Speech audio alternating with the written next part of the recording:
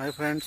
Hello friends, ಸರ್ಕಾರಿ ನಮಸ್ಕಾರ ಶಾಲೆ ಕರ್ನಾಟಕ. ಪರಿಸ್ಥಿತಿ ನೋಡಿ ಹೆಂಗಾಗಿದೆ ಕರ್ನಾಟಕದಲ್ಲಿ. ಹಲೋ ಗೆಳೆಯರೇ, ನೋಡಿ ಇದು ನಮ್ಮ ಸರ್ಕಾರಿ ಶಾಲೆಗಳ ದಯನೀಯ ಸ್ಥಿತಿ. ಯಾವ ರೀತಿ ಇದೆ ಅಂತಂತಂದರೆ ಸರ್ಕಾರಿ ಶಾಲೆಗಳ ಪರಿಸ್ಥಿತಿ ನೋಡೋಕ್ಕಾಗಲ್ಲ. ಸರ್ಕಾರಿ ಶಾಲೆಗಳು ನೋಡಿದ್ರೂ ಹೇಳೋಕ್ಕಾಗ್ತಿಲ್ಲ. ನನಗೆ ತುಂಬ ಸಂಕಟ ಆಗ್ತಿದೆ. ನೋಡಿ, ಜನಗಳು ಸಮಾಜದಲ್ಲಿ ಸರ್ಕಾರಿ ಕೆಲಸದಾಗಿರೋ ಹುಡುಗನೇ ಬೇಕು, ಆದರೆ ಸರ್ಕಾರಿ ಶಾಲೆ ಬೇಡ, ಈ ಥರ ಆದರೆ ಯಾವ ಪೇರೆಂಟ್ಸ್ ತಾನೇ ಇಂಥ ಸರ್ಕಾರಿ ಶಾಲೆಗಳಿಗೆ ಮಕ್ಕಳನ್ನು ಸೇರಿಸ್ತಾರೆ? ನೀವೇ ಅರ್ಥ ಮಾಡ್ಕೊಳ್ಳಿ.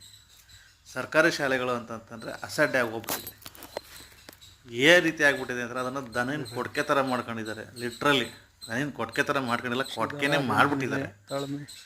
ಈ ಥರ ಇದ್ದರೆ ಯಾವ ಪೇರೆಂಟ್ಸು ತಮ್ಮ ಮಕ್ಕಳನ್ನು ಸರ್ಕಾರಿ ಶಾಲೆಗೆ ಸೇರಿಸಲು ಇಷ್ಟಪಡಲ್ಲ. ಆದ್ದರಿಂದ ಸರ್ಕಾರಕ್ಕೆ ನಾನೇನು ಕೇಳ್ಕೊತಿದ್ದೀನಿ ಅಂತಂದರೆ, ದಯವಿಟ್ಟು ಸರ್ಕಾರಿ ಶಾಲೆಗಳಿಗೆ ಸ್ವಲ್ಪ ಒತ್ತು ಕೊಡಿ, ಗಮನ ಕೊಡಿ. ಈ ಥರ ಆದರೆ ಗೌರ್ಮೆಂಟ್ ಸ್ವಲ್ಪ ಅಭಿವೃದ್ಧಿ ಮಾಡಿ. ಸೇರಿಸ್ತಾರೆ. ಯಾಕೆ ಅಂತಂದರೆ ಇದರಲ್ಲಿ ನಿಮಗೆ ರಾಜಕೀಯದಕ್ಕೆ ಮತ್ತು ಗೌರ್ಮೆಂಟ್ಗೆ ಪ್ರಾಫಿಟ್ ಇಲ್ದಲೇ ಇರ್ಬೋದು, ಬಟ್ ಮುಂದಕ್ಕೆ ಈಗಿನ ಯುವಕರೇ ಮುಂದಿನ ಪ್ರಜೆಗಳು.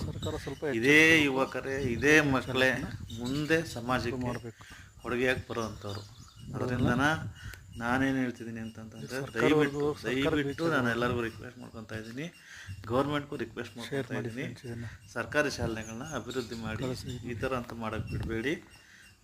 ಇದು ಒಂದು ಮಧುಗಿರಿ ತಾಲೂಕಲ್ಲಿರುತ್ತೆ, ಮಧುಗಿರಿ ತಾಲೂಕಲ್ಲಿರ್ತಕ್ಕಂಥ ಒಂದು ಶಾಲೆಯ ಸ್ಥಿತಿ ಇದು. ಬಟ್ ಇಲ್ಲಿ ಪಾಠ ಮಾಡ್ತಿದ್ದಾರೋ ಅಥವಾ ಶಾಲೆಯನ್ನೇ ಬೇರೆ ಕಡೆ ಶಿಫ್ಟ್ ಮಾಡಿದಾರೋ ಗೊತ್ತಿಲ್ಲ. ಬಟ್ ಆದ್ರೂ ಈ ಶಾಲೆಯನ್ನು ದನನ ಕೊಡ್ಕೆ ಥರ ಮಾಡ್ಕೊಂಡಿದ್ದಾರೆ. ಅಟ್ಲೀಸ್ಟ್ ಅದು ಏನು ಅಂತಲೂ ಯಾರಿಗೂ ಕ್ಲಾರಿಟಿನೂ ಇಲ್ಲ. ಓಕೆನಾ? ದಯವಿಟ್ಟು ಗೆಳೆಯರೇ, ಇದನ್ನು ಗಮನದಲ್ಲಿ ಇಟ್ಕೊಳ್ಳಿ. ಸರ್ಕಾರದ ಅವೇರ್ನೆಸ್ ಥರ ಮಾಡಿ.